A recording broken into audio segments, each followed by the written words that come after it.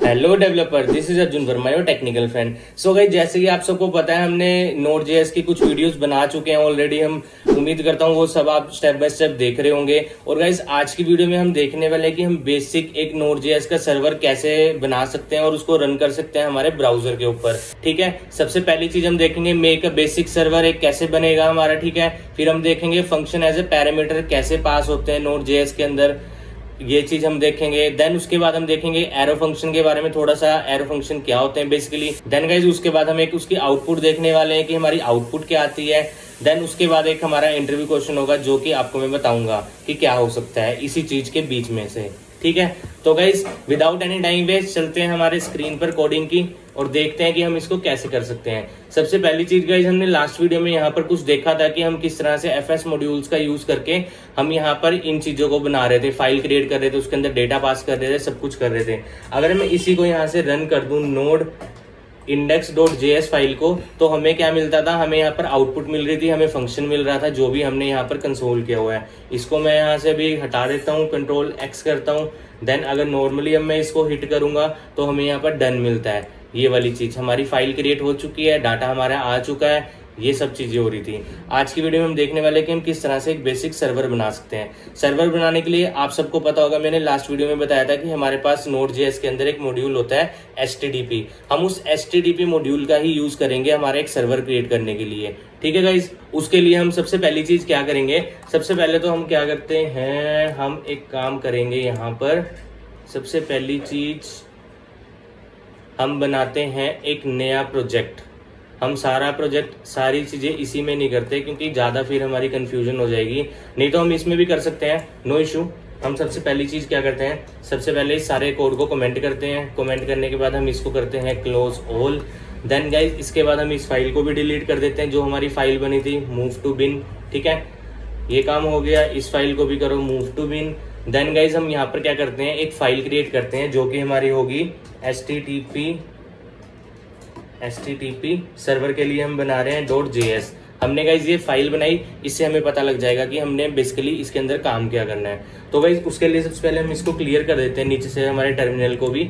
अब सबसे पहला काम हमारा होता है HTTP मॉड्यूल। वो अगर हम यहाँ पर चलते हैं हमारे क्रोम ब्राउजर पर, हम चलते हैं Node.js के पास, इसकी चलेंगे हम ऑफिशियल डॉक्यूमेंटेशन पर जो कि हमारी इसकी डॉक्यूमेंटेशन है।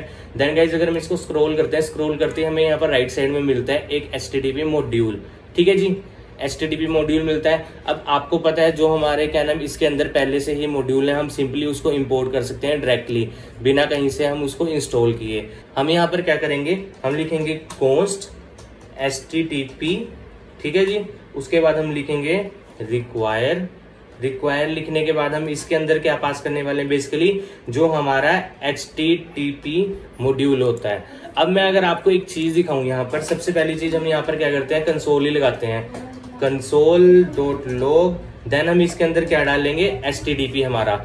HTTP डालने के बाद अगर हम इस फाइल को रन करें, इंडेक्स की फाइल नहीं है अब हमारी कौन सी फाइल है, HTTP की। तो गाइस आप देखोगे कि इसके अंदर भी हमारे पास कुछ इसके फंक्शंस हैं इनबिल्ट जो कि हमें यहाँ पर दिख रहे हैं, जैसे create server, outgoing message, incoming message, client request, ऐसे बहुत सारी चीजें हमें यहाँ पर देखने को मिल रही हैं। और यहाँ पर हमें एक गेट रिक्वेस्ट मिल रही है, एक रिक्वेस्ट मिल रही है, गेट मिल रहा है, हमें ऐसे बहुत सारी चीजें यहाँ पर देखने को मिलने वाली हैं। ठीक है जी, अब हमारा सबसे पहला काम क्या होने वाला है, हमने करना है एक सर्वर क्रिएट करने के लिए बेसिकली हमें क्या करना पड़ता है, हमें HTTP मॉड्यूल के अंदर से हमें एक फंक्शन होता है क्रिएट सर्वर, जो कि अभी हमें दिख रहा था यहाँ पर।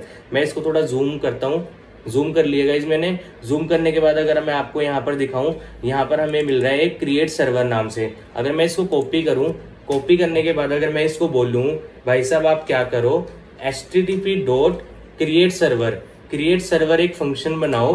ठीक है जी, एक ही अपने आप में एक फंक्शन है। और आप इसको क्या करो, लिसन कर दो, किस पोर्ट पे हमें इसको पोर्ट बताना पड़ेगा। लिसन का भी एक फंक्शन है, ये क्या करता है, ये जिस पोर्ट पे हम रन करते हैं उस पोर्ट के ऊपर हमारा Node.js का प्रोजेक्ट रन होगा। तो मैं इसको बोलता हूँ आप इसको सिंपली क्या करो, सिंपली आप इसको रन कर दो हमारा 3000 के ऊपर। ठीक है जी, 3000 के ऊपर मैंने इसको बोल दिया, आप इसको रन कर दो। अभी हमने सिर्फ इतना सा ही काम करा है, इससे ज्यादा हमने कुछ नहीं किया अभी के लिए। ठीक है, अभी के लिए हम क्या करेंगे, ये जो हमारा सर्वर बन चुका है, इस सर्वर को हम क्या कर सकते हैं, हम इसको चेक कर सकते हैं। ऑब्वियस सी बात है, हम इसको चेक तो करना चाहिए हमें कि हमारी चला या नहीं चला। तो उसके लिए हमें क्या करना पड़ेगा, उसके लिए हमें यहाँ पर क्या लिखना पड़ेगा, लोकल होस्ट।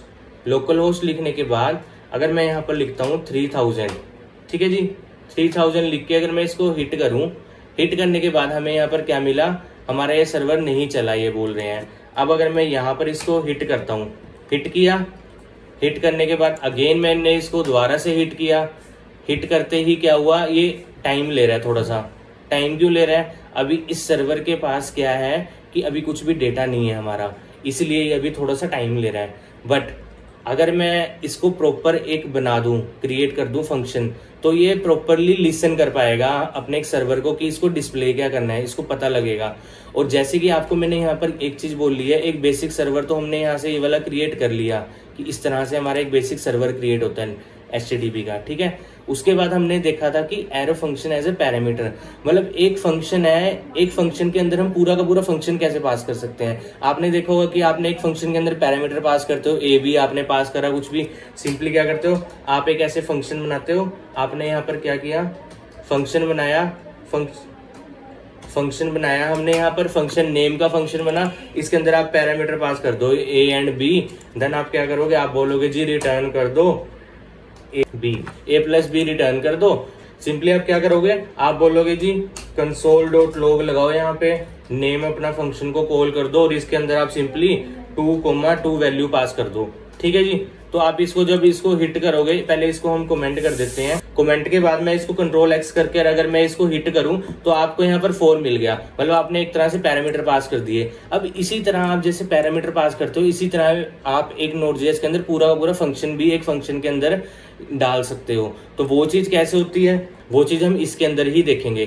तो मैं अगर इसको अनकमेंट करूं, जो ये क्रिएट सर्वर है, क्रिएट सर्वर क्या करता है, एक खुद एक फंक्शन है ये खुद भी, और इसके अंदर एक फंक्शन पास होता है। अगर इसके अंदर जो फंक्शन पास होता है अगर मैं आपको दिखाऊं, तो हम डॉक्स के ऊपर अगर चलें, डॉक्स के ऊपर हम यहाँ पर क्या करते हैं, कंट्रोल F करके हम लिखते हैं यहाँ पर क्रिएट सर्वर। तो अब क्रिएट सर्वर अगर हम देखें यहाँ पर, सबसे पहली चीज जो ये क्रिएट सर्वर हमें मिला, इस क्रिएट सर्वर के अंदर बेसिकली क्या है, आप देखोगे कि एक सर्वर के अंदर एक फंक्शन पूरा का पूरा पास हो रहा है। ये एक फंक्शन है हमारा जो ये जा रहा है, ये एरो फंक्शन हमारा पास हो रहा है। एक तरह से आप एरो फंक्शन भी पास कर सकते हो, नॉर्मल फंक्शन भी पास कर सकते हो। हम क्या करेंगे अब, इसी तरह से जैसे इन्होंने किया है हम सेम चीज करेंगे।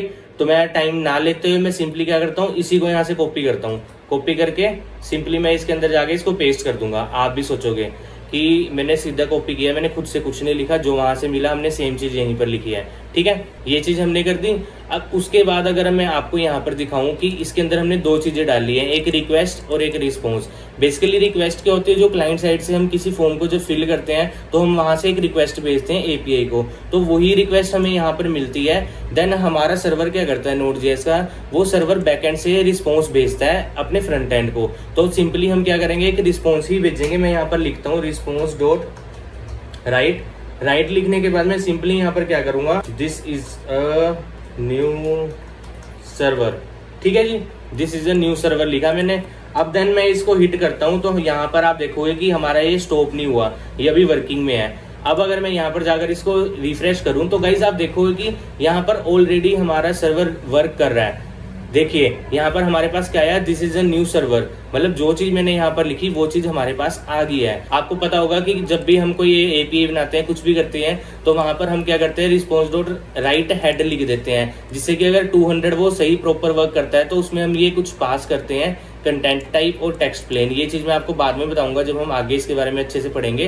बट अभी के लिए आप समझो कि अगर आप इसको नहीं भी अभी पास करोगे सिंपल एक सर्वर चलाने के लिए, तब भी आपकी ये दो चीजें वर्क करेंगी और ये प्रॉपर वर्क करेगा आपका। अब आप यहाँ पर देखो कि मैंने क्या किया, रिस्पॉन्स डॉट राइट एक इसका फंक्शन है, हमने कहा है इसके अंदर आप राइट कर दो, फ्रंट एंड पे जो चीज भेजनी है ये वाली चीज हमारी भेज दो। मतलब इस तरह से आप यहाँ से एक सर्वर क्रिएट कर सकते हो, लिख सकते हो जो भी आपने उसको भेजना है। देन हमें सर्वर को बताना पड़ता है कि हमने यहाँ पर इसको एंड भी किया, तभी Node.js उसको स्टॉप भी करेगा। हमने कहा रिस्पॉन्स डॉट एंड कर दो और उसमें स्टॉप ओके लिख दो, तो इन्होंने एंड में ओके लिख दिया। बट हमें यहाँ पर इसकी भी नीड नहीं है, तो मैं इसको भी हटा दूंगा, तब भी हमारा ये वर्क करेगा प्रॉपर जैसे कि हमारा करना चाहिए। सिंपली इसको हम कंट्रोल X करेंगे, दोबारा से रन करेंगे, जब इसको रिफ्रेश करेंगे तो आप देखोगे कि हमारा यहाँ पर प्रॉपर आ चुका है। ठीक है जी, उम्मीद करता हूँ आपको समझ आ गया। और ये जो 3000 लिखा है इसमें आप किसी भी पोर्ट के ऊपर रन कर सकते हो। मैंने 35 किया, अब 3500। अब अगर आप देखोगे कि ये जो सर्वर था हमारा, अगर मैं इसको रन करूं तो इस सर्वर के ऊपर ये हट जाएगा यहाँ से, क्योंकि अभी 3000 के ऊपर हमारा कुछ भी नहीं है, हमने तो अपने वहां से पोर्ट ही चेंज कर दिया। तो अब हम इसको अगर 35 लिखेंगे तो हमारा सर्वर फिर से हमें मिल जाएगा। तो इस तरह से आप एक क्रिएट कर सकते हो सर्वर, और एक फंक्शन के अंदर पूरा का पूरा एक फंक्शन पास कर सकते हो। आपने जैसे यहाँ पर पास किया तो सिंपली आप क्या कर सकते हो, आप जैसे पहले हम करते थे, पहले हम एक फंक्शन बनाते थे, उस फंक्शन को हमने नेम दे दिया सर्वर फंक्शन। ठीक है जी, सर्वर फंक्शन के अंदर हमने पैरामीटर क्या पास करेंगे, हमने रिक्वेस्ट रिस्पॉन्स किया, देन उसके बाद हमने ये भी वाली चीज उठाई, इसको यहाँ पर पेस्ट कर दिया। पेस्ट करने के बाद गाइस अगर हम देखें, अब मैं अगर इस चीज को यहाँ से हटा दूं, हटाने के बाद अगर मैं बोलूं इसको कि भाई साहब आपका जो ये सर्वर है, इस सर्वर को आप यहाँ पर रन कर दो। अगर मैंने इसको यहाँ पर रन किया तो क्या ये चलेगा? तो आप अगर इसको देखोगे प्रॉपर वर्क कर रहा है। तो मतलब इस तरह से भी बनाकर आप इसको यूज कर सकते हो इजीली। बट गाइस क्या होता है कि ये इस तरह से हम प्रेफर नहीं करते कि हम नोड.जेएस के अंदर लिखें, क्योंकि नोड.जेएस के अंदर जब हम प्रॉपर एक एरो फंक्शन का बना के इजीली हम यहाँ पर लिख पा रहे हैं, तो उस चीज को हम ऐसे क्यों लिखें? ठीक है, आप समझ रहे हो ना मेरी बात कि हम यहाँ पर क्या कर रहे हैं। अब अगर मैं आपको यही चीज दिखाऊं सिंपल एक एग्जांपल के थ्रू, मैं इसको यहाँ से हटा के सेम पेस्ट कर दिया, हमारा सर्वर वर्क कर रहा है, ये ऐसे ही रहने देते हैं। यहाँ पर मैंने लिखा ए, देन मैंने लिखा यहाँ पर बी। ए बी लिखने के बाद मैंने इसको क्या किया, मैंने इसको बोल दिया कि भाई साहब आप यहाँ पर क्या करो, रिटर्न कर दो ए प्लस बी। सिंपल मैंने ए प्लस बी बोला इसको, देन मैंने इसको बोल दिया कंसोल कर दो आप इसको, console.log।